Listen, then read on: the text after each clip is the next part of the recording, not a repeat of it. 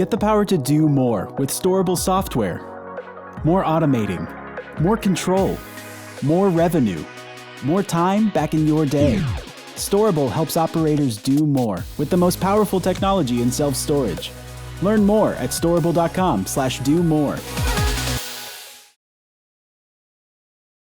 So my name is Matthew Beal, and I'm a product marketing manager here at Storable, and I'm your host for today's webinar, but my goal is actually to get out of the way as fast as possible because we have an awesome operator roundtable set up with some great guests here. So let's just jump right into it. So before we get into today's content, I wanted to start off with a little bit of context. This webinar is actually part of a 3-part series of some valuable content that we've been sharing with you guys. And so the first item was 2 weeks ago, we released a schoolable training course on all things reporting. And so what Schoolable is kind of this series of videos that we released from management summaries to operational audits, marketing audits, this whole series of valuable content within the reporting sphere. And we shared some best practices on kind of how you can configure and use that properly to get valuable insights for you. And if you're kind of generally familiar with the reporting capability, but you don't know all the ins and outs, these videos are really for you. They're kind of that next step up beyond the basics. And so in today's follow-up email for the webinar, we will include a link to that site so that you can check those videos out if you're interested. But today, we're excited to be hosting, again, an operator roundtable discussion. And so it will also be on the topic of reporting. And so as opposed to kind of usage and configuration, we're going to be talking a lot more about kind of use cases. How are these operators actually using reporting to get their insights for their business and what works for them? And hopefully they'll be able to share some tips and tricks to help you guys get more efficient with how you're thinking about using reporting, on a normal basis. And then lastly is next Tuesday, James Renouf, Storable's corporate trainer, is going to be hosting an Ask the Expert webinar from 1 to 1:30 p.m. Central Time. And so what I would encourage you guys in attendance is that if you hear one of our panelists today mention something interesting and you're curious either how to do that or how to configure it or set it up, you're not quite sure, kind of write that down and remember that and bring that to that webinar next week. And James will be able to kind of walk you through live in SiteLink how to accomplish that.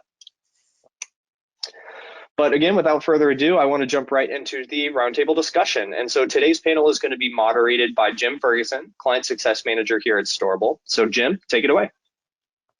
Awesome, wonderful. Well, thank you, Matt. I appreciate the introductions. And just to kind of start off, I just want to do a quick kind of just who we are across the board of the different gentlemen who are joining us today. So myself, Jim Ferguson, I've been in self-storage for 11 years, I think my math's right, and I'm located in the Raleigh office.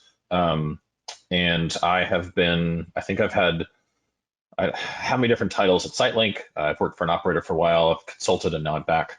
So I'm very excited about this. And then I also have 2 other people joining today. So Ryan, can you just give us a little bit about yourself, on how long you've been in the industry and then where you're based? Sure, Ryan Rogers, I'm RHW Capital Management. We operate under Store Here. Self-storage, we currently have 22 locations in 12 different states now. I've been in the business starting my 32nd year. Yeah, I'm based in Orange, California. Okay. And then the other one we have today is Lee. Lee, can you do a little introduction of yourself and how long you've been in the industry? Yeah, Lee Kunkel. I work for Storage Asset Management. I'm a district manager now, but I have a pretty good experience at kind of all levels of operation. I worked at the store level as an assistant manager and store manager for about 4 years. In total, I've got about coming up on 9 years of experience. So I live in the York, PA area, and I've overseen a lot of stores within the South Central PA area and Eastern Pennsylvania as well, out in the Philadelphia region. So wonderful. So what I love about the roundtable conversations, and most of us have been at trade shows before, and you sit down and you have these conversations, and it's an opportunity to have Lee and Ryan, who've never met before until recently for this, to sit down and talk about some similar topics. Because typically, in focusing more on reporting or just KPIs, key performance indicators, there's going to be commonalities between what Ryan looks at and what Lee looks at, or myself, right? And there's going to be some differences. So if they look at the same report, I bet there's some very common data points they both really hone in on and focus on.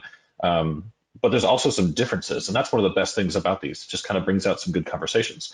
So I guess, Lee, let's start with you for a second. When you walk in this morning, right? So you're at a facility right now, I can tell from the background. What are those things that you look at? Like, what are those key insights that you say, I want to look at these things? And I guess for your role as a DM, you're probably looking across a couple sites, but can you talk us through some of your just thought processes of like, here are the things I want to look at when I first walk in the mornings? Yeah, I think for me, there's two lenses that I want to see a facility through. Essentially, I want to know how we're doing right now in the here and now. If an owner comes in, for me as a third-party manager, which is how storage asset management operates, a lot of times owners want to know, how is store performing this month? And yes, those big numbers are important. Here's how much revenue we've brought in. Here's what our current occupancy is. But for me, I want to be able to let them know how is street rates trending. Utilizing our gross potential. So I think a lot of people within the industry that utilize SiteLink and other manager platforms are kind of familiar with that management summary. And I would be, a fool not to say that's not one of the first pieces of information that me and my manager are going to sit down and review. But one of the big things as a third-party manager, and I think even a private owner would want to see, is how is that store performing over time. So that management history is a great report to kind of see that. One of the big indicators that I like to really track right away, we're jumping into actual occupied rate. How much, are the policies and the procedures that we are rolling out, are they working? And that, that goes, actual occupied rate can be impacted in a variety of ways. The biggest way to kind of grow that is with your rental rate increase program. So it's a great way to kind of quickly get a quick look at how that is operating and is it working? Is there growth there? And running that report gives you access right away into that documentation. And then gross potential, really tracking those street rates. Are we moving in the right direction? So those are like the two big ones that when I sit down with the manager, I'm immediately bringing those out. And then the beauty of SiteLink and a lot of these programs is you can then run other reports to really get the detailed information on each of those categories. So running an occupancy statistics report is another one that me and my managers are quickly jumping into, especially the perfect time of year to discuss this. A lot of the industry is getting ready to approach the busier season, and really honing in on what is our battle plan is what I like to refer to it with my managers. What are we going to be doing? Which units, does the history show are more popular units this time of year? What units lease up quickly and then become available quickly, so they're highly impacted by college renters in certain markets, and those types of things. So that's kind of where I really try to use those reports, is to take a look and really get the detailed information on where things stand in the here and now. And then really get the step back information, look at the bigger picture. How are we doing in March of 2021 compared to how we were in March of 2020? And one of the big aspects of my job and one of the big responsibilities in my job is to communicate to our clients and show them, proof is in the pudding, show them that we have produced that growth.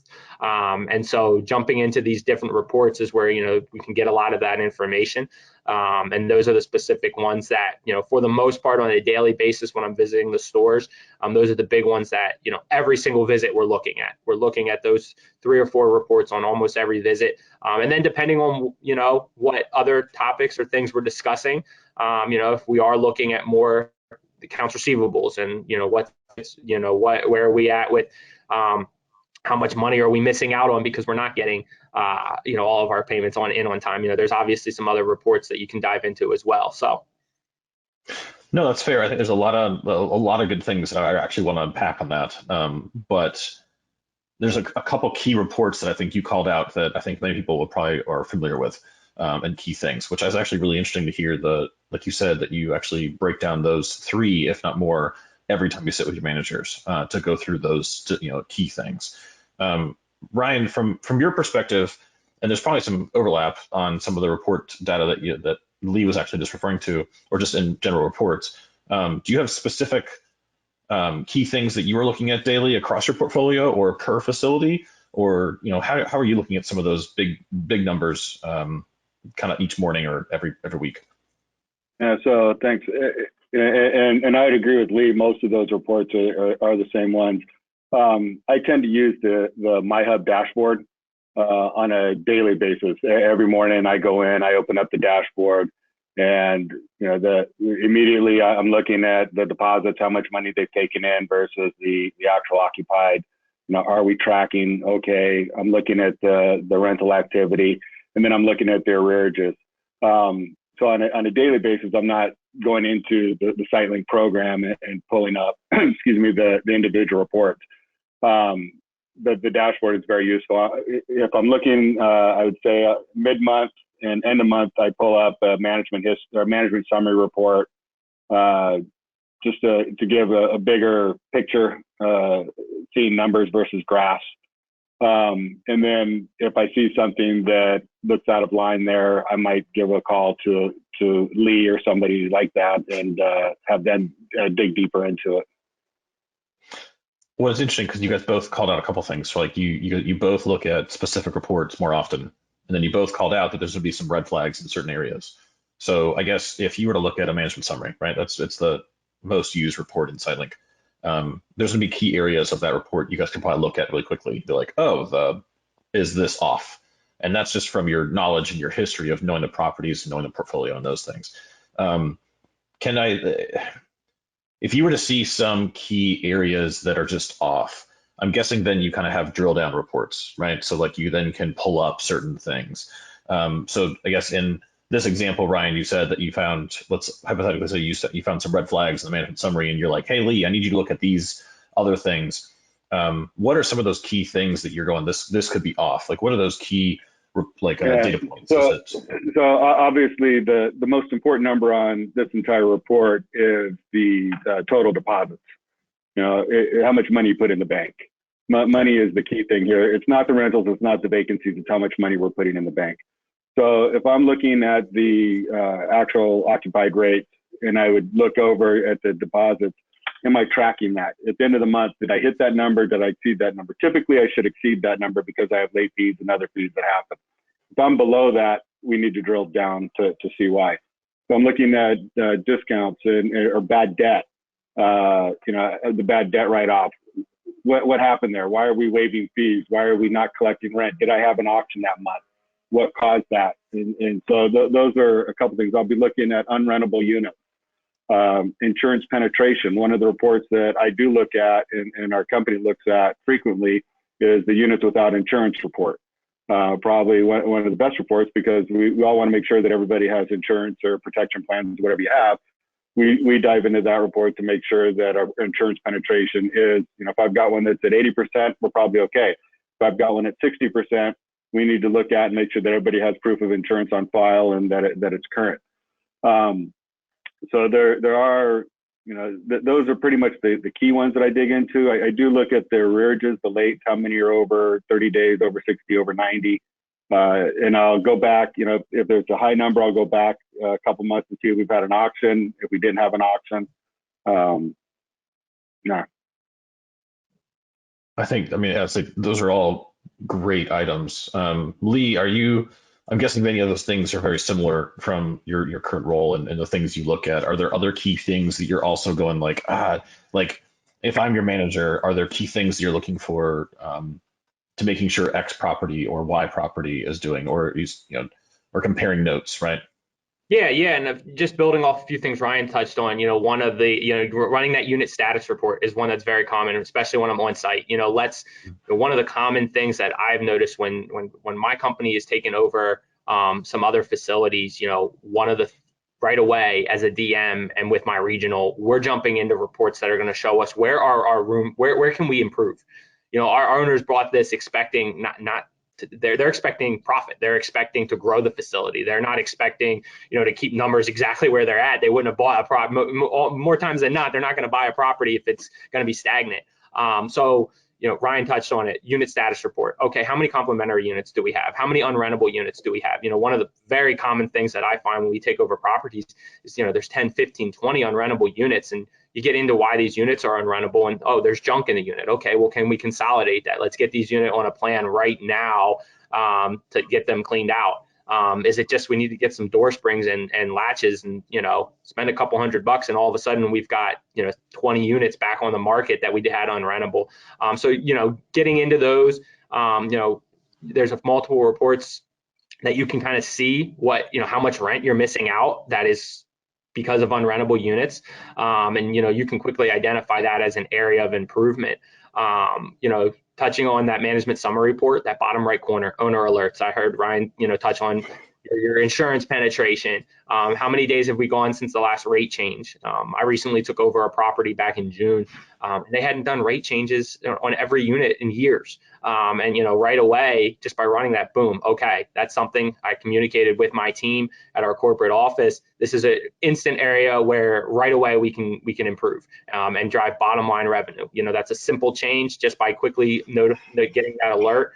So tracking that is huge. And then lastly, I think there are certainly some reports in SiteLink that I know myself as a manager weren't familiar with. And as I moved into more of a corporate role, I started getting very familiar with.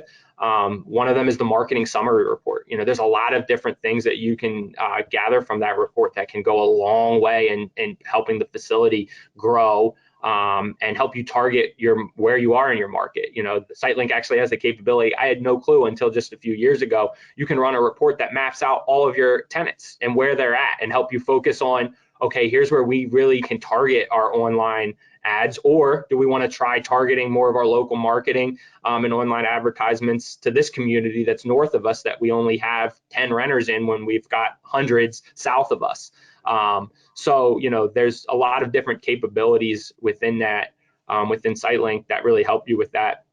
And then lastly, for me, that insurance that Ryan touched on is a huge part. A lot of times we are taking over facilities that either it wasn't pushed hard or some didn't have it, offer any type of tenant insurance or protection plans. So quickly running that insured role. And one thing I talk about with my managers, we can't legally obligate people to take insurance, but we can legally obligate that they have to have proof of insurance. And that insurance role, let's start a campaign. And the first step of that is running that report, pulling out the people that do not have it added, and let's audit the files. Do we actually have the proof, or was it they just moved in and we never were able to receive that documentation? So let's reach out to them and either make sure we get that documentation on file or add a protection plan or insurance plan to their account. So there's definitely a lot of different things that you can do. One thing I've always told new hires as they're starting is, the SiteLink reporting can be as simple as you want, just to look at, okay, here's the bottom line revenue, here's what occupancy is, or as diverse as you want and detailed as you want, where you can kind of get into a lot of the nitty gritty on each of your tenants and really start. And, the more versed your managers and your people that are dealing with the customers on a daily basis, the more versed they are at handling the reports, the more success the property is going to have. I know I've had certain managers that, get as detailed as running that credit card report and figuring out, where are AVS mismatches? Can we save money on our credit card processing fees? So you can get all of that type of information from there. I think you hit on a handful of really good things. I know Ryan was kind of nodding his head at a couple of those as well. So there's some good things that you guys are both actually talking about. I think one thing that I wanted to bring up was you were saying the differences between some of the things you may have done as a manager compared to where you are now. And I know, Ryan, you have had a couple different jobs and careers of your 30 plus years experience. And there might be some things you would probably deep dive into, years ago with reporting of some sorts compared to, portfolio wide kind of aspects now. Do you use like corporate control center types of reports, or is it snapshots, or like do you typically look at things per facility? On a monthly basis or bi-monthly, I get the management summary. I get a the rent list, rent price list, and I'll get an exceptions report. The exceptions report, I think, is one of the better ones. It's a quick shot of who did something that's different out of the norm. But as I have been an area manager, I have been a regional manager in previous lives, and the on-site reporting, what I do when I'm on a property is absolutely different than what I'm doing here in the office. At the facility, I'm running, rent rolls, I'm running rental unit inventories, doing the yard audit, I'm looking at the deposits, all these reports that Lee is talking about, you absolutely have to use.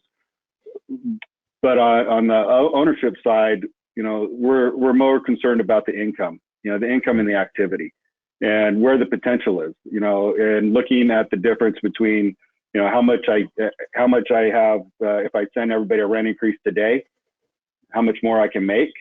Am I losing money, and where my rates sit with everybody else? And, Lee mentioned the mapping. The mapping is a great program. It shows where all your customers are by zip codes, and being able to geo-target your internet advertising is a great tool.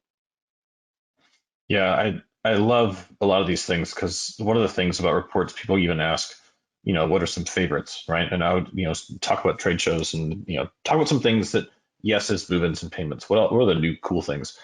But if you think of the reporting, I think you guys hit on a handful of things, right? There's the map tenants function of SiteLink in the report screen that gives you the Google Maps of all your customers, right? And you can really look at, hey, I have so many customers in this area, not so many in this area. I can also plot my competitors to figure out where I have, saturated market versus non-saturated market. Another one that Lee was also talking about was, I love the line, is you can make it as simple or as complicated as you want it to be, right? And many people just pull their top 10 favorite reports and just use those and memorize them, and they get it. Other people, like myself, will sit, and others, I think on this call, I can see some names, who will sit with a report, export it, and play with Excel all day long, right? And look at all of that information. Because one of the things about SiteLink reports is if you export most reports, you will get more information out of all the data, datas and columns than what actually fits in the screen, when you look at it that way.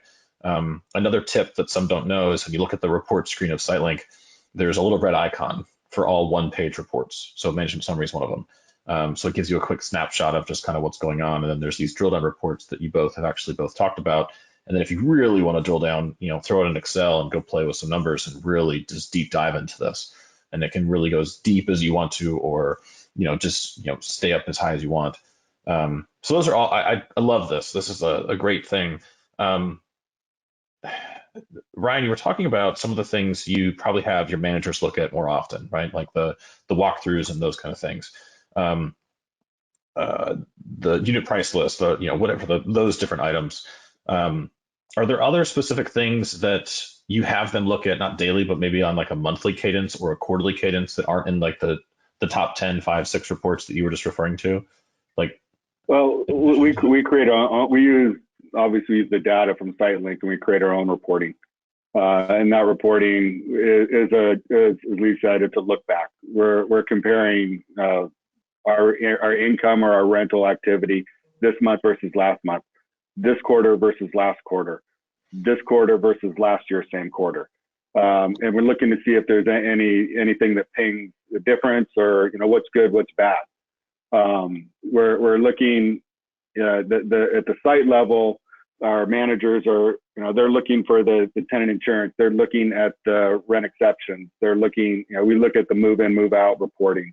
Why are people moving in? Why are they moving out? If they're moving in, what discounts were they given? Were there any rate changes that were given upon move in?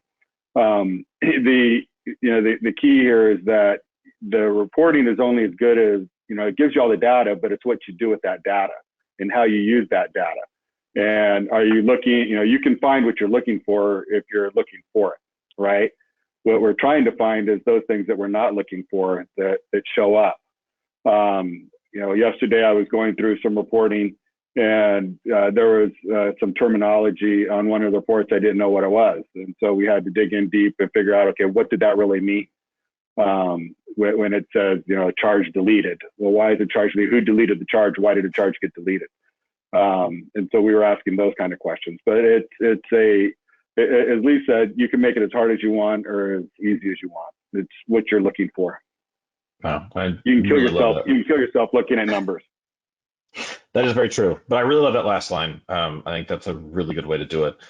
So I know that Matt just pinged me. There's some questions. So let me pass it over to Matt for some Q&A, because I know there's some people who are asking a couple of things that we can get to the panel to actually answer for us.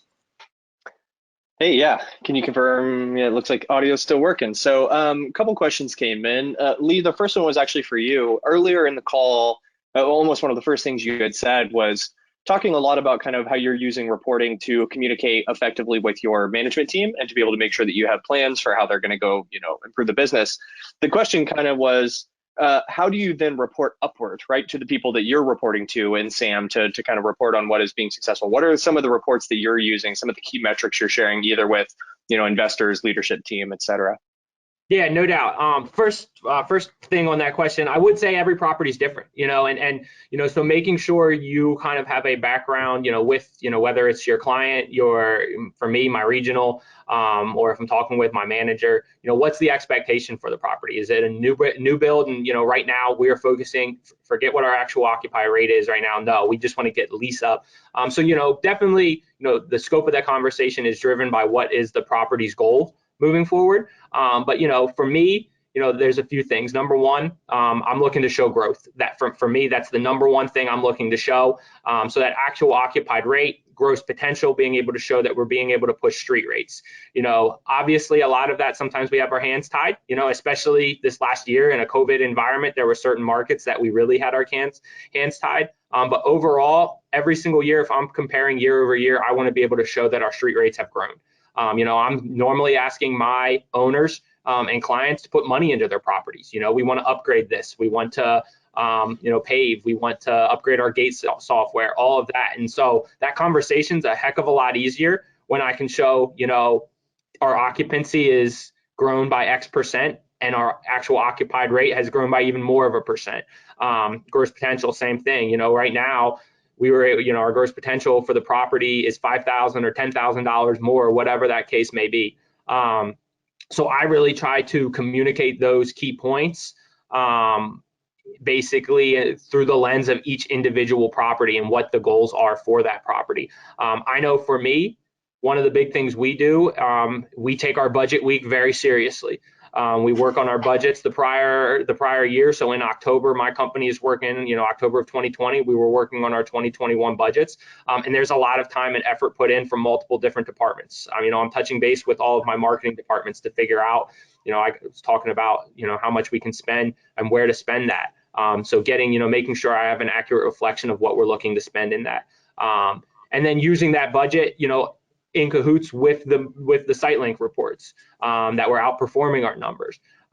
So I think the most important part to answer that question is having a baseline of what you're looking to communicate to those clients or to that regional manager, whoever it may be. And then when you're actually getting into the report, being able to use the numbers. If your sole purpose of property X was we want to grow the occupancy here, being able to show that, yes, occupancy is growing, but so are street rates. With occupancy growth, you want to be able to show that you're doing that while pushing your street rates in a competitive or non-competitive market and being able to explain the meat and potatoes of why you're doing so. So I think having a good baseline is the first, thing you need to make sure you have is what are we actually judging this property on? What is the actual realistic expectation? And then once you've gotten the numbers, I know for us, one thing we do, we take our budget, in our P&L each month, and we kind of use those numbers in comparison to what we're, the SiteLink reports. And that's kind of how we base our communication to show that, yes, budgeting wise, here's what we thought we would be able to do. We're outperforming that by X amount of dollars or percent or whatever that may be.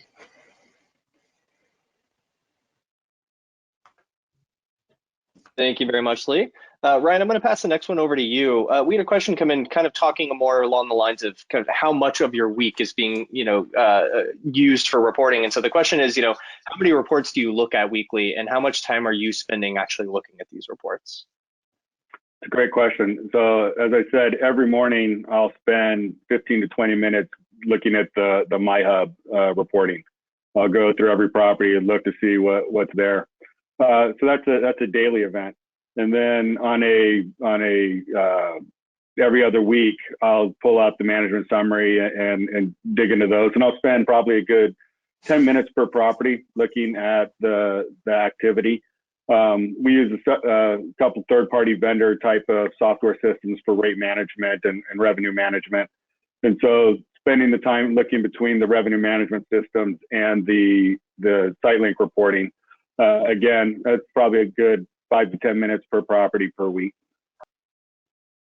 And one thing I just want to add one thing on there, because I don't know if a lot of people know that SiteLink also has the capability to automatically generate an email reports.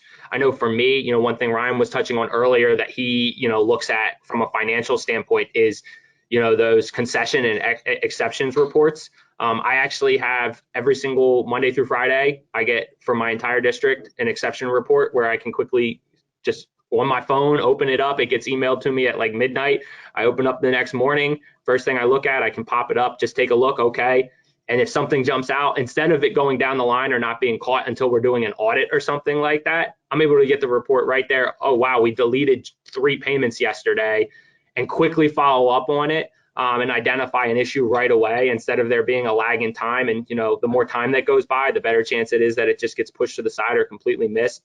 And, you can get multiple reports. I know for me, I have my management summary and management history report automatically generated and emailed to me at the end of each month on the first of the following month. And I get those exception reports emailed, to me daily. And, if I check it out and it looks good, it's real quick. I can just delete it. We're good to go. I know nothing crazy happened throughout my stores the previous day, or right away. I can quickly see and just shoot a quick email. Hey guys, I noticed, this happened. What was the background situation on this? Just so I have a heads up. Yeah, I think that's a phenomenal tip, Lee. For sure, that's something we're hearing more and more. That automated reporting and being able to kind of get your daily dose of things is a very valuable thing. So thank you for sharing that. That's a good insight. Mhm. So guys, I do want to be respectful of time. We're already a couple minutes over, so I want to start wrapping up here. But first, really, I just want to thank all of you. So Jim for moderating, but Ryan and Lee for sharing your guys' insights and really, providing a little peek behind the curtain into how you guys think about reporting for your businesses. So thank you guys so much for joining today. We really appreciate it. Hey, thank you guys. Thank you. So a couple little last minute things real quick. As a reminder, we did release some video training courses on reporting a couple weeks ago, and frankly, it speaks to a lot of the things that you heard today from both Ryan and Lee. But also we have an Ask the Expert webinar next Tuesday from 1 to 1:30 p.m. Central Time. So for both of those resources, we're going to be providing you links and a follow-up email today. So if you heard something that you want to learn how to do, or just like ask the expert on exactly how to configure something, maybe that's the reporting that Lee was just speaking to, the automated email reporting, those are great things to write down and then bring to that webinar. And our corporate trainer will be able to kind of walk you through live and answer those questions on how to get the most out of the reporting for SiteLink. So. And also, I would mention that next month we will be doing all of this again for another capability outside of SiteLink or inside of SiteLink. So we will be sharing that probably in early April. So just be on the lookout for another email the first week of April from us. But that does conclude today's discussion. So there's a couple other questions we didn't get to. I will be following up with you guys via email. We'll get you guys connected to the experts to get you some answers there.